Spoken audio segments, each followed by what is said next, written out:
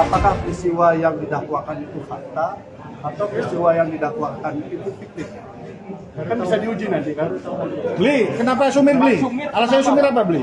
Ya, sumir lah berita di media kan disebutkan ada belasan orang santri, ada 5 orang santri, faktanya? macam-macam. Faktanya ternyata satu orang dan usia udah 20 tahun waktu kejadian dan hari ini udah 25 tahun. Hanya satu orang. Yang jadi masalah Jadi kita kaget juga ternyata yang jadi apa masalah yang di muncul eksepsi di tadi ini? media dengan apa yang ada di dalam dakwaan beda sekali. Itu pertama, beda sekali. Jadi di dalam dakwaan hanya ada satu peristiwa, 2 peristiwa 1 orang yang didakwakan, tetapi perdebatan yang panjang tadi adalah 2 hal. Artinya Perdebatan pertama soal kenapa online tanpa pemberitahuan kepada kami. Kami berharap terdakwa, saksi semua dihadirkan. Toh tertutup. Kita aja berkerumun begini nggak apa-apa. Kenapa mencari keadilan tidak berani? Jadi akhirnya majelis hakim menengahi, masing-masing mengajukan surat dengan argumentasinya. Saya sidang di Jakarta, hadir itu nggak ada masalah. Emangnya Jakarta sama Surabaya beda? Bang Abang tadi mengatakan kalau itu satu. Yang kedua, kami sampai hari ini tidak terima BAP-nya. BAP pemeriksaan itu belum kami terima. Kami juga ajukan itu. Ngapain sulit banget hal-hal seperti itu, kan hal dasar dalam KUHP. Jadi mari kita sama-sama mencari keadilan. Hakim, advokat maupun jaksa sama-sama mencari keadilan, kebenaran material. Jadi buka aja semuanya. Apakah peristiwa yang didakwakan itu fakta atau peristiwa yang didakwakan itu fiktif? Ini kan teruji dia. Kalau selama ini keluarga besar Mas Beki kan jarang untuk menjelaskan ini kepada publik, sehingga peradilan opini lebih dulu beliau alami. Nah, hari ini kami pelan-pelan akan menjelaskan apa sebenarnya yang terjadi secara pelan-pelan. Bang, tadi abang bilang kalau korbannya emang faktanya cuma satu, artinya ada pengakuan dari terdakwa? Oh tidak. Yang dihadirkan itu ternyata hanya 1 orang, tidak seperti yang dibombastiskan sebelumnya. Itu makanya kami ingin tahu BAP-nya secara lengkap kayak apa. Gitu loh. Jangan, kalau orang salah silakan diadili, tapi jangan mengadili orang yang tidak jelas kesalahannya apa gitu loh. Itu aja yang kita khawatirkan, sehingga kita coba jaga ini. Kita belum tahu BAP-nya, kita belum dikasih.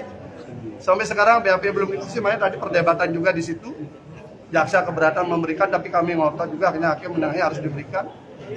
Itu satu hal. Yang kedua, kami juga keberatan soal online. Katanya mau nyari kebenaran material. Mencari kebenaran material, sidang tertutup, tapi di situ suaranya rame. Suara yang di sana rame.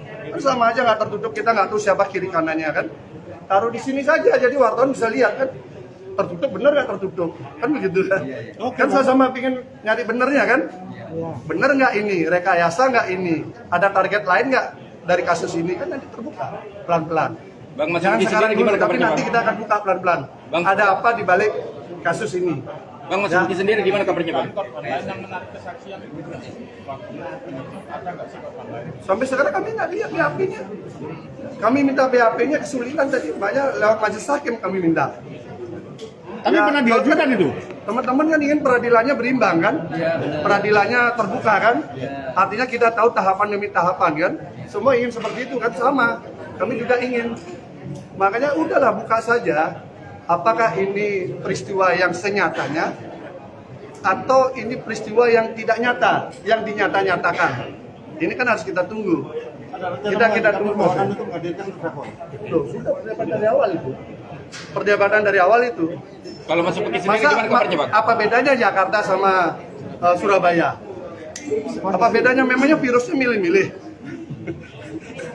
Kan? Kondisi sendiri gimana?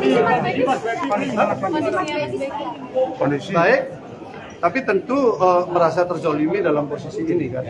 Kita berharap udahlah, kita buka saja fakta atau fiktif ini. Tadi teman-teman tadi sudah ada yang mau minta dakwaan, itu sudah saya buka aja.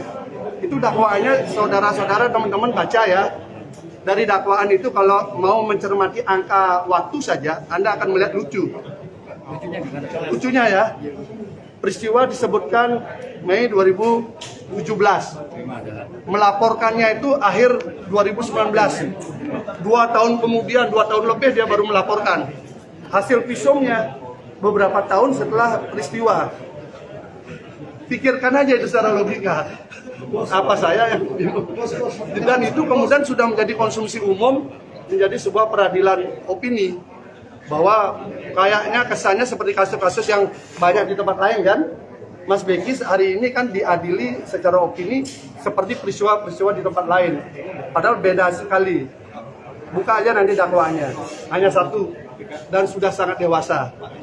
Yang mengaku dan peristiwanya pun Mas Bekis bilang nggak ada itu peristiwa itu. Makanya hari ini saya sebagai penasihat hukum tidak mau hanya membaca dakwaan. Saya pun akan mengecek lokus deliktinya kayak apa. Bang, kalau memang Mas Bekis sendiri mengatakan itu tidak ada, kenapa waktu dipanggil polisi tidak pernah hadir, Bang? Kalau dikatakan tidak pernah hadir, kenapa ada BAP beliau? Jadi beliau di BAP. Jadi konstruksinya nanti akan dibuka di pengadilan. Ada perlawanan-perlawanan yang beliau lakukan terhadap sebuah kasus.